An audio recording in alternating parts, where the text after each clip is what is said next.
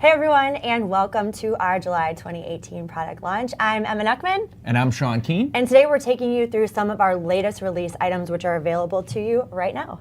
Yes.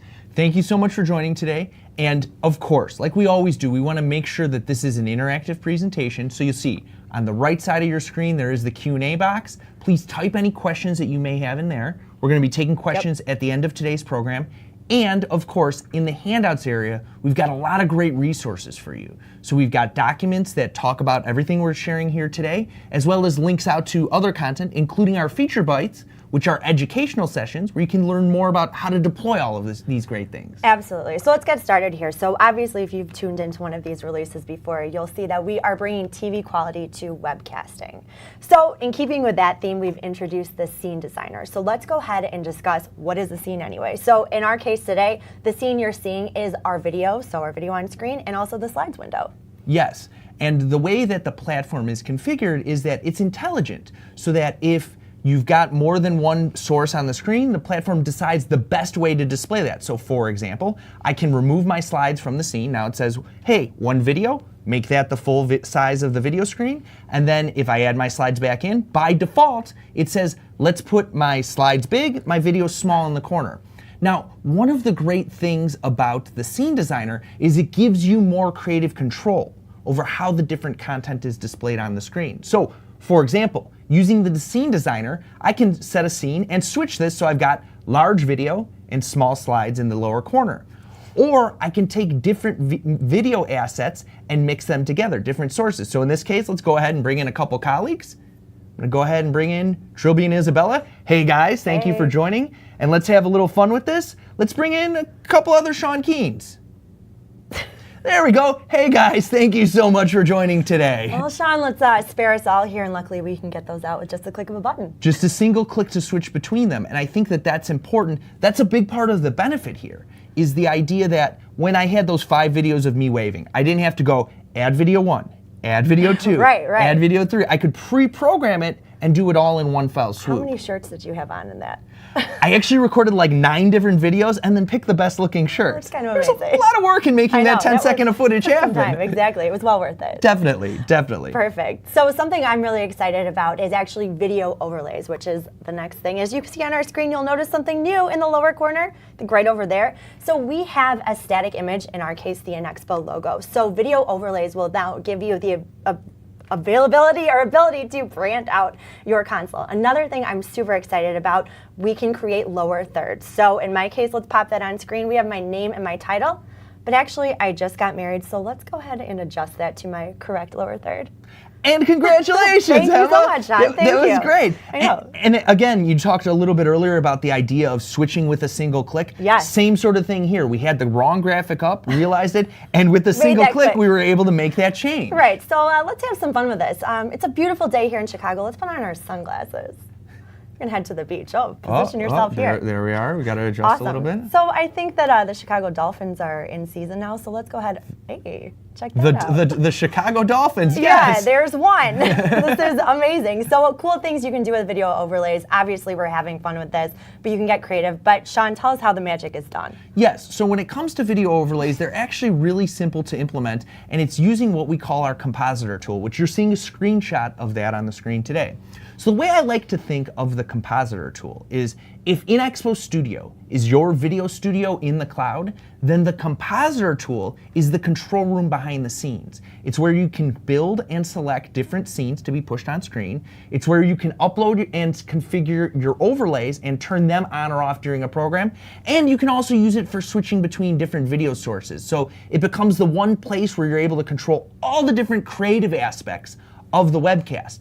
Now, I'm just showing a screenshot to give you a sense for how this looks. If you want to learn how it works, we're actually running a feature bite covering this, and that's going to be, and I believe that the handouts are highlighted on the right-hand side of the screen, it's going to be on Friday of this week. So please, if you're a registered INXPO U user, come and check that out because we've got a lot of great content around that, and it'll give you a better sense of how to use scenes, how to use overlays, and how to make it work live with the compositor tool. Cool. And Sean, something important to mention too, all of your branding can be brought into the compositor tool so you can really match your look and feel, so you can get really creative there. I think that's a great point. At the start, when I talked about creative control, that's the most important aspect of all of this is It's your brand, it's your design, it's your fonts, your colors, what you see fit, what you see working best, it's all giving the controls to you. Absolutely. So next up, I'd like to talk about how we've solved for an interesting problem, and I have the slide here, real-time audience view. This is solving for video latency. Yes. And when I refer to video latency, you might say, well, what is that? Well, latency refers to the amount of time between when the live presenters are speaking and when the audience is actually seeing the video feed on their screens. Now, latency is always present in the world of webcasting. What I mean by that is today, believe it or not, you guys are watching this at home, but Em and I are about 5 to 10 seconds ahead of what you're seeing in real life. Or I'm sorry, on your screens. So that is there for a reason. That latency exists for a reason. The reason it exists is, we'll call that, it creates a little bit of a cushion. What that means is, if you're watching at home, and you have any sort of blip in your connectivity, just for a moment, what ends up happening is, rather than losing the feed altogether, what happens is, because there's a cushion, you'll continue to be able to see the stream. And that's very important to have that cushion to ensure that there's high quality video. Now, the important thing to keep in mind when it comes to latency is that in the vast majority of cases, the audience isn't even aware that latency occurs. Unless. So we do have a situation here. A lot of our clients are doing these big CEO town hall broadcasts where they might have an in-room audience of like 400, 500 people, thousands joining virtually. But obviously latency would be a problem if the executives are bringing in speakers on some of the monitors, kind of like you see in the next slide here, which happens all the time. So it's kind of hard to have a conversation if there's that latency. So in the past, we've had a workaround where we set up the admin view on those monitors, and that just didn't look so great because we were exposed to all of the admin controls. We've also done some fancy setups with rigging monitors to bring in those speakers. But now we have a really elegant way to do this with low latency links, which make the real-time audience view in the room allow for that in-person conversation, and then the audience doesn't have that delay.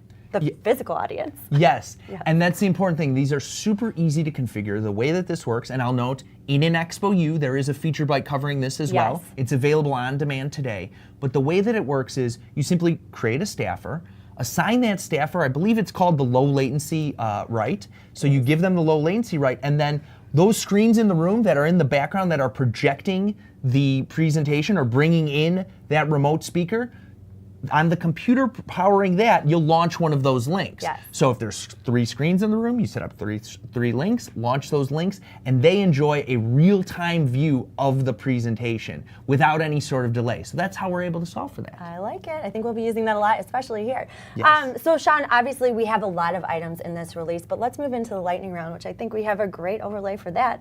I wish we had sound effects. I mean, that's pretty serious, right?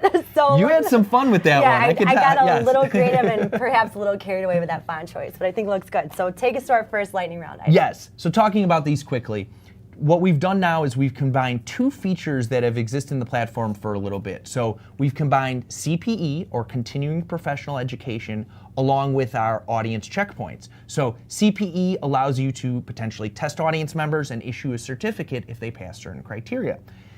The attendee checkpoints are checking to make sure the audience is paying attention. Those are the little messages that saying, hey, are you there? Yes, very important. Very important. The audience clicks on it, and it's how you know they're paying attention to the program. You can now combine the 2 of those. So you could say, in order for the audience to get a certificate, they need to be paying attention, they need to respond to those checkpoints. So it's a great way to know that the audience is involved, engaged, and feel better about the certificates you're issuing to audience members.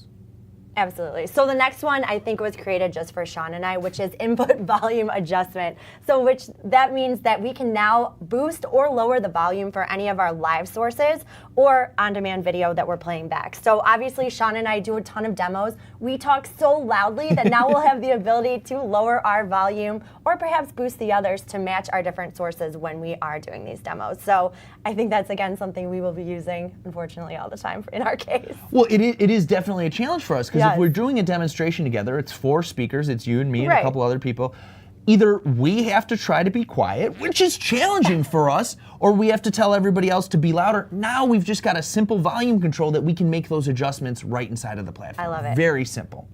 And then the final one, again, in that same spirit of what I talked about a little bit earlier, it's combining 2 features of the platform into one to give you more versatility.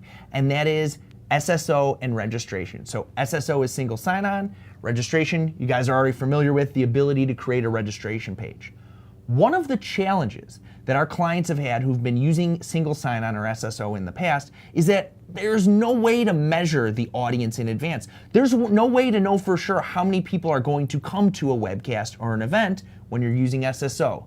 That has all changed, because what happens now with SSO is you can create a registration page where audience members using SSO express their interest in advance. And that's super, super important, because now, instead of saying, hey, I sent out an invite to 5,000 employees, I don't know who's gonna turn out, now you have a better indication to say, hey, I sent out an invite to 5,000 employees, and guess what? 3,500 of them clicked through and said they're going to come in. So a better way of being able to anticipate what your program is going to look like and how many people are actually going to be there. Perfect. So switching gears here, let's go ahead and take a look into the future. So you can join us again in September for our next release, but we want to give you a sneak peek about something that we're pretty excited about. And very excited about this one, because this will impact a lot of different areas of the platform and a lot of our different customers using the technology. Yep. But we're going to be making some updates to the moderator tools that are used for Q&A. And I've got screenshot here. Now I'll note, keep in mind that this is early phase, there's potential that this will change over time,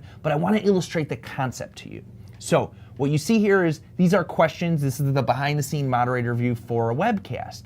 And you've got the ability to prioritize the questions high, medium, and low. And just like any webcast, we end up seeing that there's a mixture of content questions as well as technical support questions. Now, the interesting thing is we've had a lot of clients say, it would be great if I could take the questions and put them into buckets.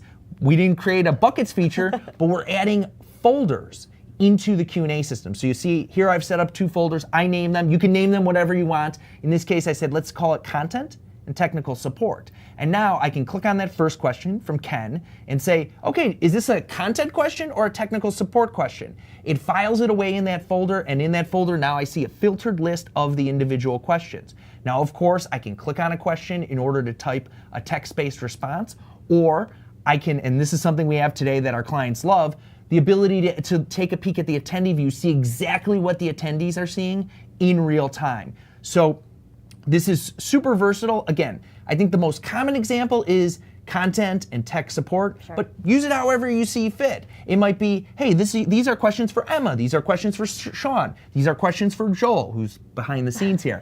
Or it might be, these are questions about topic number 1, topic number 2, topic number 3. You're really in control over how that's displayed, what those topics are or what those folders are, and how you use them. That's something, again, we're going to be rolling out in September, so check back. Yep. We'll have more content on this. I'll be doing one of those fun pre-recorded video demos. Excellent. We'll have, you know I love doing those. You do. We have more to share, so you can expect to see more of that in September. Perfect. I think this is great for our clients that have those huge audiences, because I know as a moderator, when you have a lot of questions coming in, it can be a little daunting to sort through that. It can be a bit You can challenging. even use one today, right? That was a great segue. I know. Let's jump into our Q&A segment and Perfect. see what the audience has asked about. A lot of questions here. So let's start with this one. Steve asked, can I turn on the real-time audience view for all audience members? Great question. And the answer to that is no. This is something that, rather than being a webcast-wide setting, the way that the low latency view or the real-time view works is it's what I'll call on an exception basis. So you can identify one or more users who should get that low latency view. And in that example that we talked about earlier, where we've got the CEO, they're bringing in a remote guest, you want to have that screen behind them not have any sort of latency, that's where you set up a link, use that link to drive that screen. However, we would not want to turn that on for the entire audience, because as I mentioned earlier, that latency has a benefit that ensures that your video is more resilient, and that ensures that your audience is having a better experience with the video. So you want the latency wherever possible, but in those cases like you talked about, where the audience is seeing the physical experience as well as the virtual experience, that's where low latency is important, and you can turn that on a per user basis. Perfect. It's a great question. All right, another question here, and we have quite a few about the overlays. So is there a limit to the number of overlays that can be used in a webcast? Can you get crazy with it, I guess? You can get crazy. You got a little crazy with it today with the heavy metal font. Yes, you absolutely, there is no limit to the number of overlays. So I'll say that's from a technology standpoint. We're not going to cap you and say, hey, you've uploaded 10. Call us to enable number 11. Technology will allow you to upload as many as you would like. I think there's a practical concern, and what I mean by that is, if you've got, today I think ours had 6, it's easy to manage. If you've got 12, something like that, that's manageable. 500. 500 would be a little bit challenging to be like, where is the Emma Nuckman one? I don't know. So those are best practice concerns that you have to be mindful of. But the technology is not going to limit you or get in your way. Perfect. So I'm going to combine 2 of these overlay questions. One, can the overlays fade in and out, or do they just cut? And also, can you use video overlays, or is this kind of a phase 2 thing? I'll say the answers to both are a little bit similar. Today, the overlays only cut. We're looking at, in the future, potentially adding the ability for them to fade in and fade out or have other transitions. And also today, and I saw another question, and I'll factor this in. Today, they are images only, and they need to be transparent images. So our recommendation is upload PNG graphics, because those can have the alpha channel. Those can look really nice over on top of the video. There's no ragged edges. They look really smooth. In the future, we may investigate adding animations to them. I know you wanted to have your lightning animate. I did, and sound effects. And maybe we'll look at sound effects. But the animated ones, potentially using video, is something we're going to investigate for the future as well. Perfect. So some compositor questions here. Do I need to use a compositor in order to display multiple videos in the media window? And also, do I need experience with video production for the compositor? So regarding the compositor, you don't need specialized experience or training. You don't need to know how to use a TriCaster in order. It's super easy. It's the theme of today. That's the theme of today, and that's the theme of what we do in INXPO Studio. You said it at the top of the show.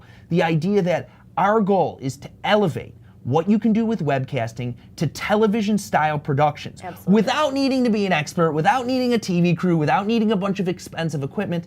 And the compositor tool, the scenes, the overlays, were all designed with that in mind. So simple to use inside of the application, don't need to be an expert, easy to do. And what was the second part of the question? Let's see. Do I need... Oh, can they be... let's see. You lost me, Sean. We'll come back to that one. Yes. All right, great. Another question about overlays. Can video overlays be added to a webcast after it's been recorded?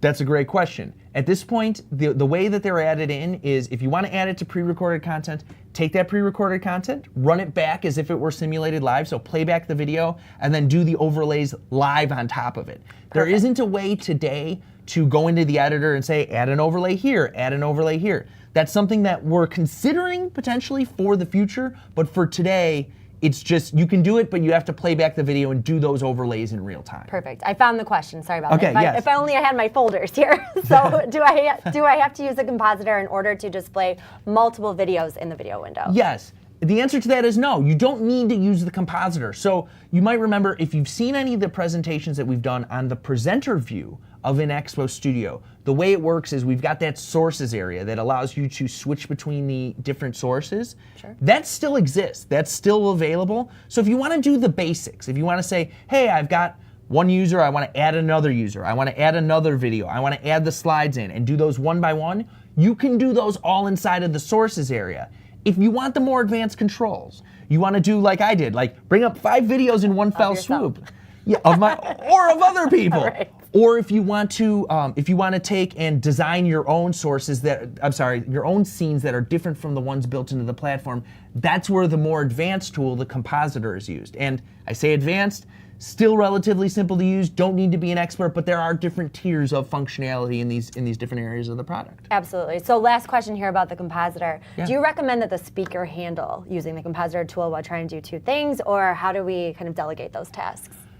That's one that we've talked about a lot internally, and I think ideally the way to do it is to actually have somebody else helping out. Sure. And so just as an example, when we do our demos internally, like say for example, I'm doing a presentation with you and our colleague Katie, what will happen is rather than me being live and trying to manage the presentation, focus on my content, focus on delivering to the camera, as well as thinking about the scenes and the overlays, we take turns. Sure. Where I will present live and Katie will be behind the scenes managing the overlays. And then when you're speaking, like Katie or myself will manage it. The idea there being, you don't want the person who's on camera giving too much thought to all of the other things that are happening. So buddy system is good. If you're talking about doing, hey, simple broadcast, it's me and some slides, then go solo. But if you want to introduce some of the television style production, that's where it's good to have a little help to manage those things behind the scenes. And it's easy enough to use that you can arrange it like we did, where you take turns with managing Absolutely. I think there's something to be said about that, that we can give that control to multiple people. So it's not just centralized on our computer with that. So very cool. Great point. You can give control to multiple people, and you can take control away. Also a great point. Yes, there are times where you've got, it's like, hey, we're bringing on a guest. They don't know the platform. What does this do? You don't want that to happen, so right. you might say, hey, you know what? We're gonna take Joel's access and limit it so he can't come in and start the presentation accidentally or something like that. Absolutely. So the best of both worlds with versatility as well as control of being able to take those controls away. Right, definitely. So we have a couple of questions here. I think one about best practices for some of those lower thirds graphics. So I would recommend maybe tuning into the Feature Bite for that. Yes. More information. If you have any other questions we didn't get to today, feel free to reach out to us or keep them coming. We'll get back to you. Definitely. So let's go ahead and take a look at the things that we have coming up. Again, the Feature Bites we've talked quite a bit about. We also have the live streaming for marketers, which is available on demand, hosted by yours truly, and also our colleague Trilby Lawless. And then Sean and Joel, who's actually in the real control room today, have an exciting presentation coming up on the 26th, sponsored by Streaming Media Magazine. So tell us a little bit about that. Yes, that's great. I'm really excited to be presenting that one with Joel. Joel has a ton of experience. If you haven't met Joel, he's our video guru, our on-site production expert. He's been to tons and tons of different physical events, and he's got a lot of expertise with running an event and creating television style coverage of that event. Yes. And really using the powerful tools of video to extend the reach of that content and all of the great things happening at that event. So that's what we're going to be focusing on, creating event TV, as we call it in a lot of cases. So very excited for that one. Please do tune in. And if you want to check out the live streaming for marketers webcast, that one, and actually the how to produce and broadcast webinar as well, both of those can be accessed from INXPO.com. Go into resources, go into the webcast portal, and you'll be able to access those on demand or the live one coming up on the 26th. Definitely check that out. And you've also brought it full circle with our TV style broadcasting, so good work. Yes, thank you. I like that. All right, before we wrap up here, we just want to remind you, please subscribe to our blog. If you haven't had enough of Sean and I today, you can check out some of our videos as well as our colleague Trilby. We have great contributors on there, so please subscribe. I just popped that up on your screen for you. We'll hope to see you there. Yes, and there's a lot of great content, and we're producing content in the blog typically on a weekly basis. Yes. There's thought leadership pieces, there's commentary about the technology, about the direction of the industry. It's not just me and Emma, it's a lot of our colleagues involved with this, so strongly encourage you to check that out. And I know there were some questions we didn't get you to today. Any ones that we didn't get to in this session, we'll follow up with you. If any follow-up questions come to mind, feel free to reach out to us directly. We're always happy to answer those. Excellent. So thank you so much for joining us today. We're excited to see you back again in the fall. So we'll have a great program for you then. And we'll talk to you soon. Bye, guys.